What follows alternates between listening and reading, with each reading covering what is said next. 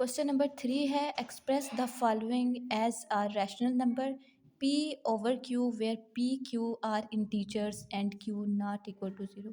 इसका सिंपली मतलब ये है कि जो ये नंबर्स दिए गए हैं इनको आपने p और q की फॉर्म में लिखना है। अब क्वेश्चन नंबर 1 है 0.4। 0 पॉइंट ऊपर जो बार है इसका मतलब है कि ये नंबर रिपीट हो रहा है। इसका क्या मतलब है कि ये नंबर रिपीट हो रहा है, मतलब ये इसके इक्वल है अप टू सोन कंटिन्यूसली चल रहा है, नंबर रिपीट हो रहा है। अब ऐसे नंबर्स को सॉल्व करने के लिए हम क्या करेंगे, सबसे पहले लेट कर लेंगे जो हमारे पास ये नंबर है ये इक्वल है x के। इसके जगह पे x की जगह पे कुछ भी लिख सकते हैं, मैंने जनरली x को लिखा है, ठीक है। अब ये बार है, इसका क्या मतलब है कि नंबर रिपीट हो रहा है, नंबर रिपीट हो रहा है। हम इसे इस तरीके से लिख लेते हैं, ठीक है। अब हम इसको नाम देंगे इक्वेशन 1 का, ठीक है। हमने क्या किया, फर्स्ट स्टेप में सबसे पहले जो नंबर दिया गया है उसको हमने लेट कर लिया x के इक्वल। उस नंबर्स को हमने उसकी वैल्यूज़ को सही तरीके से लिखा। उसके बाद जो हमारे पास जो सेकंड स्टेप है उसमें हम क्या करेंगे, एक नंबर दिया गया ना पॉइंट्स के बाद, तो हम इस सारी इक्वेशंस को 10 से मल्टीप्लाई करेंगे। अगर तो एक नंबर है पॉइंट्स के बाद 10 से मल्टीप्लाई करेंगे, अगर दो नंबर हों तो फिर 100 से मल्टीप्लाई करते हैं, इसी तरीके से, ठीक है। यहाँ पे क्वेश्चन में पॉइंट के बाद एक नंबर दिया गया है तो हम 10 से मल्टीप्लाई करेंगे। क्या करेंगे, मल्टीप्लाई बाय 10 दोनों साइड्स पे, ठीक है, ऑन बोथ साइड। 10 से मल्टीप्लाई किया x को, इस तरीके से हम इसे लिखेंगे 10 मल्टीप्लाइड 0.4444, ठीक है, इस तरीके से। अगर हम मल्टीप्लाई करेंगे तो यहाँ पे क्या आएगा 10x, यहाँ पे आएगा 4.444, ये अप टू सोन, इस तरीके से। अब इसको हम इक्वेशन नंबर 2 का नाम देंगे। अभी तक हमने दो स्टेप किए हैं। फर्स्ट स्टेप में हमने नंबर्स को लेट कर लिया है x के इक्वल, सेकंड स्टेप में उसे 10 से मल्टीप्लाई किया है। थर्ड स्टेप में हम क्या करेंगे, ये जो इक्वेशन नंबर 2 है इसको इक्वेशन नंबर 1 में से माइनस करेंगे, सब्ट्रैक्ट करेंगे।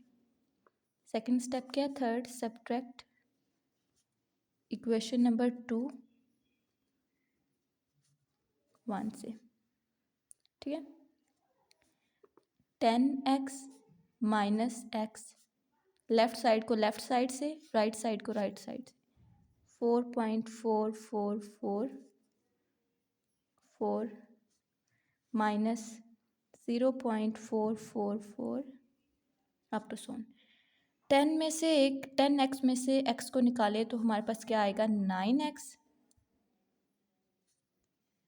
और 4.44 में से निकाले, 4 में से 0 गए बाकी 4, और जब ये इनको माइनस करेंगे तो ये हमारे पास क्या आएगा, जस्ट हमारे पास 4 ही आएगा, बाकी सारे ये 0 होते जाएंगे। से इस तरीके से भी लिख सकते हैं। अब अगर हम 9 को इस साइड पे ले आएँ, यहाँ पे ये मल्टीप्लाई हो रहा है तो इस साइड पे ये क्या होगा, डिवाइड। ये हम इसे p ओवर q की फॉर्म में लिख दिया। ये अब हमारे पास क्या है, इसका आंसर है। अब जो क्वेश्चन नंबर 2 है इसको भी सॉल्व करते हैं। क्वेश्चन नंबर 2 में जो हमें नंबर दिया गया है वो है 0.37। इसको हम किस तरीके से लिखेंगे, इसके ऊपर बार भी है, मतलब ये रिपीटिंग नंबर है। फर्स्ट स्टेप में क्या करेंगे, लेट करेंगे x के इक्वल 0.37। उसके बाद इसको मज़ीद इस तरीके से करेंगे 0.37, मतलब 37 जो है ये रिपीट हो रहा है, इस तरीके से। इसको हमने इक्वेशन नंबर 1 का नाम दे दिया। अब जो सेकंड स्टेप है उसमें अगर हम देखें तो यहाँ पे हमने क्या, दो नंबर्स हैं। फर्स्ट स्टेप में हमने क्या किया, जस्ट लेट किया उस नंबर को x के इक्वल, ठीक है, उसको इक्वेशन 1 के इक्वल रख दिया है। अब यहाँ पे अगर हम देखें तो जो डेसिमल नंबर्स है, जो पॉइंट है, उसके बाद दो नंबर्स हैं, तो हम इसको 100 से मल्टीप्लाई करेंगे, ठीक है। जो थर्ड स्टेप होगा उसमें हम क्या करेंगे, 100 से मल्टीप्लाई करेंगे, मल्टीप्लाई बाय 100, ठीक है। दोनों साइड्स पे हम 100 से मल्टीप्लाई करेंगे तो ये किस तरीके से लिखेंगे, 100x, और यहाँ पे 100 मल्टीप्लाइड 0.373737, ये किस तरीके से, इसका आंसर क्या आएगा, इससे मल्टीप्लाई करने से हमारे पास आएगा 37.3737 अप टू सोन। इसको हम इक्वेशन नंबर 2 का नाम दे देते हैं। ठीक है, अब थर्ड स्टेप क्या होगा, सब्ट्रैक्ट करना। Subtract equation 2 from 1।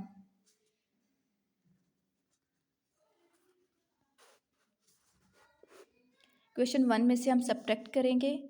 ठीक है, 100x माइनस एक्स, ये जो इक्वेशन नंबर 1 हमने पीछे लिखी है उससे कैसे लिखेंगे, 37 लेफ्ट साइड से लेफ्ट साइड को सब्ट्रैक्ट करेंगे और राइट साइड से राइट साइड को।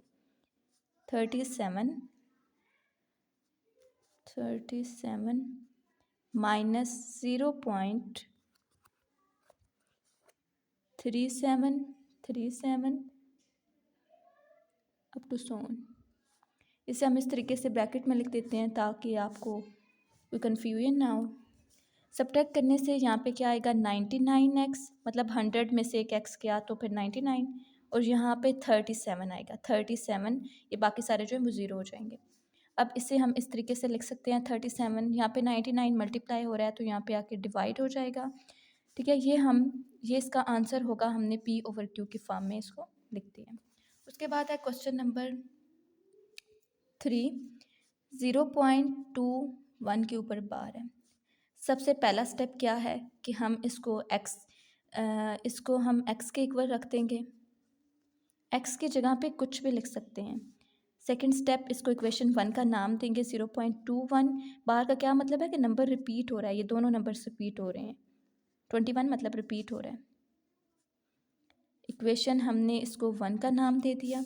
सेकंड स्टेप क्या है, क्योंकि दो नंबर्स हैं पॉइंट्स के बाद तो हम 100 से मल्टीप्लाई करेंगे। Multiply by 100। ठीक है, 100 से मल्टीप्लाई किया और यहाँ पे भी 100 to 1। इस इक्वेशन को हमने मल्टीप्लाई किया है 100 से, 2 1 2 1 2 1 अप टू सो ऑन। उसके बाद यहाँ पे 100x, इससे मल्टीप्लाई करेंगे तो हमारे पास आएगा 21.21 अप टू सो ऑन। इसको इक्वेशन नंबर 2 का नाम देंगे। जो ये क्या है, हमारा फर्स्ट स्टेप है। ठीक है, ये स्टेप हमारे पास, ये पहला स्टेप है, ये दूसरा स्टेप है। उसके बाद जो स्टेप नंबर 3 है उसमें हमने क्या करना है, सब्ट्रैक्ट करना है। सब्ट्रैक्ट 2 को 1 में से। ठीक है, अब 100x माइनस एक्स करेंगे, यहाँ पे 21 21 21। ठीक है, माइनस किससे करेंगे, 0.2121 अप टू सो ऑन।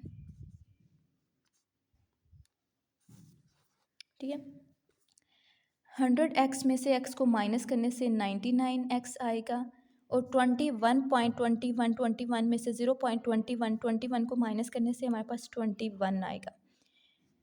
उसके बाद इसको x को इधर रखेंगे, 99 को उस तरफ ले जाएंगे तो यहाँ पे ये मल्टीप्लाई हो रहा है तो इस साइड्स पे ये क्या आ जाएगा, डिवाइड। ये इसका आंसर है।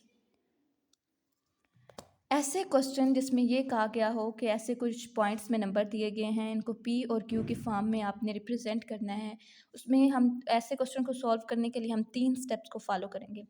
जो स्टेप नंबर 1 होगा उसमें जो भी क्वेश्चन दिया गया है उसको लेट कर लें, किसी भी नंबर्स के, किसी भी ये लेटर्स के इक्वल। मैंने x के इक्वल रख दिया, x इक्वल 0.21 जो भी नंबर दिया गया।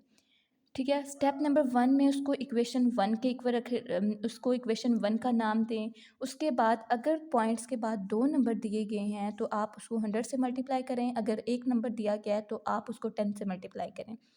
उसके बाद 100 से मल्टीप्लाई करने के बाद या 10 से मल्टीप्लाई करने के बाद उसको इक्वेशन नंबर 2 का नाम दें। जो आपकी जो फर्स्ट इक्वेशन थी उसको 100 से या 10 से मल्टीप्लाई करने के बाद उसको सेकंड इक्वेशन का नाम दें। जो थर्ड स्टेप है उसमें आपने क्या करना है, जस्ट सब्ट्रैक्ट कर देना है, मतलब माइनस कर देना है इक्वेशन नंबर 2 को 1 में से। अब इससे हमारे पास ये क्वेश्चन जो है वो ईजिली सॉल्व हो जाएगा।